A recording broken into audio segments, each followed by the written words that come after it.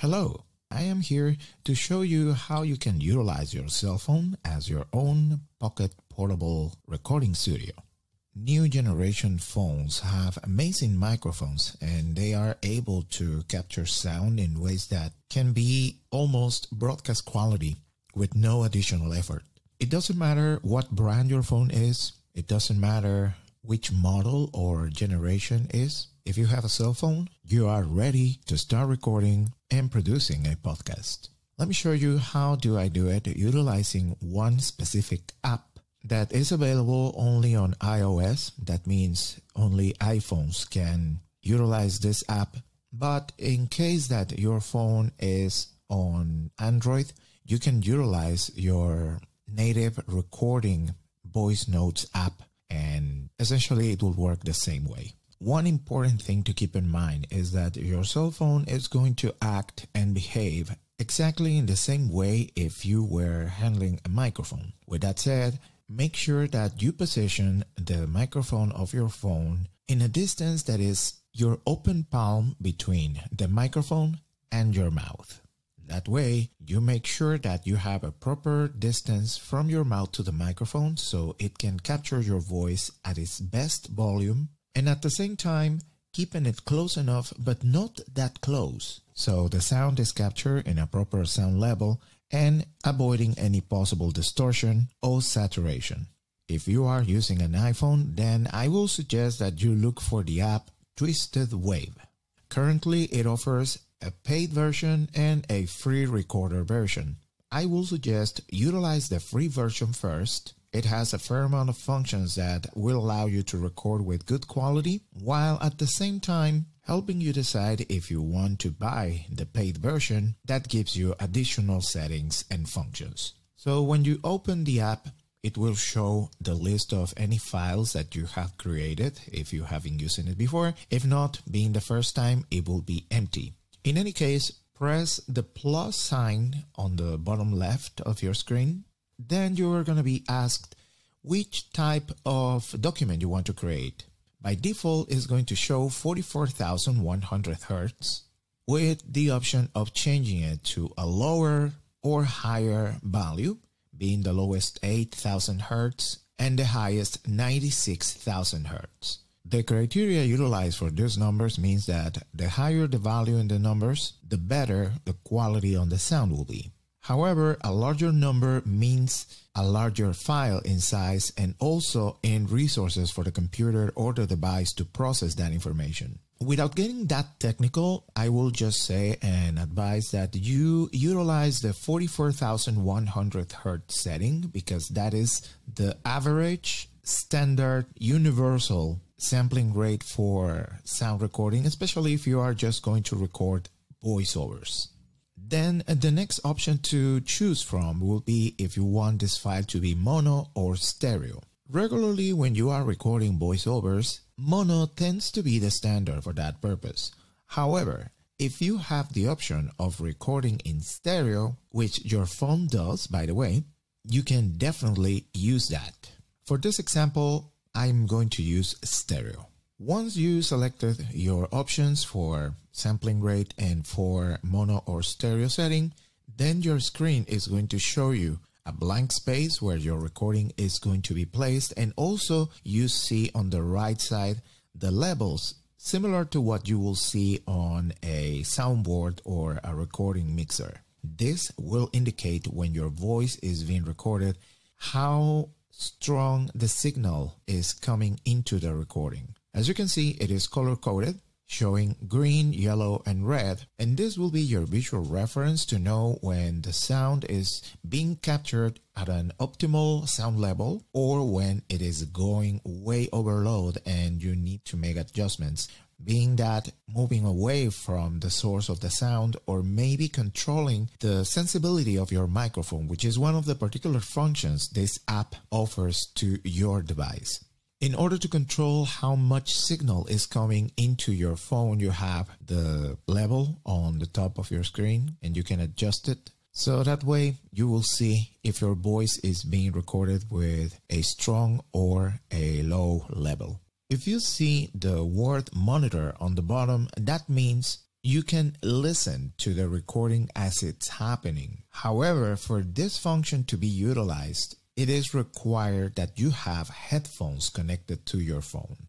Given the conditions iPhones work now where there's no longer a jack where to connect a regular set of headphones, the only way to do it right now is by utilizing even earpods that are Bluetooth wireless, or utilizing the headphones that are connected to the lightning port in the bottom center of your phone. The problem with that is that when you do a connection of either AirPods or a wired headset, the microphone on those AirPods or headset will take over the functions of your microphone on the phone.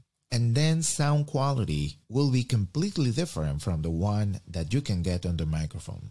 So I will suggest to utilize Monitor with caution and review if the quality of your recording it is what you would like it to be, or if you are better not using it and then having the microphone to capture your voice with its full capacity as the native microphone on the phone. As you press record and you talk, you will see how the graphic is being captured and visualized on your screen. And it will continue doing that. Also, you will see on top the timer. It will be showing for how long this recording has been going on. Once you are finished with your recording, then you can press stop. And now your recording is captured on your phone. And now here comes the part of editing. Sometimes you may need to get rid of maybe the beginning, the long beginning before the actual content it starts. So you can select by tapping on the screen where is the point where you want to make either a cut or start selecting an area that you want to edit. So let's say that I want to start in this point, and by dragging, and I can use the tabs on the bottom to make sure that I control where exactly this is moving. This is how I can select this part of my recording. And as you can see, it's showing me different options of what can I do with that selection. I can either copy or make that part go away by silencing, and it's going to become just a silence like that. But let's say that I don't want to do it, so I can use the reverse or undo button that is on the bottom right of your screen, and then it takes that step back. I can crop that, so that will be the only part that I'm going to have from the recording. Everything else goes away. This is pretty convenient if you just want to extract one important part of the whole recording and everything else in between is actually not going to be used at all. So this app gives you these options to basically record, edit, and fix some parts of your recording. So let's say our sound is completely edited and I did all the adjustments that I needed to do. How do I take this out from this app, or how do I save it? If you select on the top right corner of your screen the share icon, it's going to show you the options you have in order to export. Now, the version of Twisted Wave that I am using is the paid one, so it may look slightly different in the number of options available if you are using the free recorder, but essentially it has the same functions in terms of being able to save and export this recording. So you can either choose the title the app is going to put, that basically it is a timestamp showing the date and time it was recorded, but you can decide to change it and name it whatever you want. Currently, there are several formatting audio settings, and the two ones that will be the most common, most universal, and easy to handle in any platform will be either WAV or MP3. Now, there are big differences between the two of them. WAV will offer the highest quality possible for any type of sound file. However, WAV files are large. A WAV file can take a lot of data, and also it will be hard to export and try to make it an attachment or an email. That is why MP3 comes as the most universally utilized format for sound. And the reason is that it is a compressed version of a WAV file that keeps a high sound quality, but reducing dramatically the size and weight of those files. So an MP3 can have near CD quality sound while being a small size file. So selecting MP3 will be always the best option too. Reasons not to choose the other formats like AVE or Apple Lossless or FLAC or AAC, it is because those are formats that are more compatible with Apple devices. And while professional software can handle all of these formats, sometimes it requires some process of resampling or converting for those files to be read. So MP3, all the time, your best option to go for. And the bitrate, similar to the first settings we did for the sampling rate, in this case is similar. The lowest being 64 kilobytes per second, the highest 320 kilobytes per second. The standard on MP3s and the minimum acceptable for a good quality, it will be 128 and the highest 320. So in this case, feel free to choose anything between 128 or 320.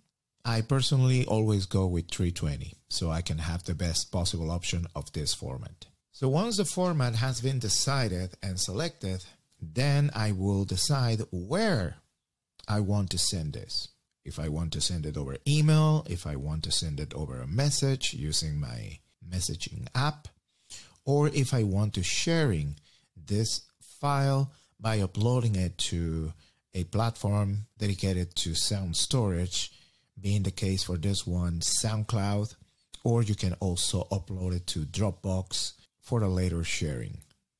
So in this way, you can record your voice, record even an interview by putting the phone maybe in the middle of you and your interviewee, and that way the phone will capture everything around you in the room, and by making sure the sensitivity of the microphone or the gain level it is put to the highest, then the microphones will be able to capture the conversation between you and someone else. Always keep in mind that when recording your voice, you want to make sure you are in a place where there is minimal background noise. Don't record in places where there are open, empty rooms, because then the sound of your voice will bounce on the walls and you will hear a roomy, echoey type of recording. So don't record on the bathroom. Stay away from the kitchen. The fridge always makes a humming noise that is impossible to get rid of. Sometimes recording inside the closet works wonders because it's a small room that is full of fabric that will absorb any bouncing sound of your noise on the space. Another option that you can utilize in case that you don't want to edit utilizing your screen on your phone, because the small size of the screen sometimes makes it a little bit difficult to edit and to be precise with your cuts. You can go online and check twistedwave.com, and they have an online editor that you can utilize for free. So basically, when you save your files on your phone, and this could be either with an Android phone, saving it on your device, then you can export and send that file to the computer, drop it on the editor, and then it will show up on your screen where you can edit and adjust any cuts or any other parts of this recording, giving you full capacity to record on your phone, edit, and transfer. If you don't want to utilize Twisted Wave because it is browser-based and you prefer to have a software that you can utilize even being offline, then the suggestion for a computer, it will be to install Audacity. This is a free, totally reliable, fully functional, and stable software compatible with any platform in existence, with an easy interface and basic functions for editing and mixing sound and voiceovers. Audacity, it is one of the most reliable pieces of software available for any audio producer and including radio broadcasters. So this is it. I hope this helps you, getting you started on recording your own sound, your own voiceovers, your own podcasts.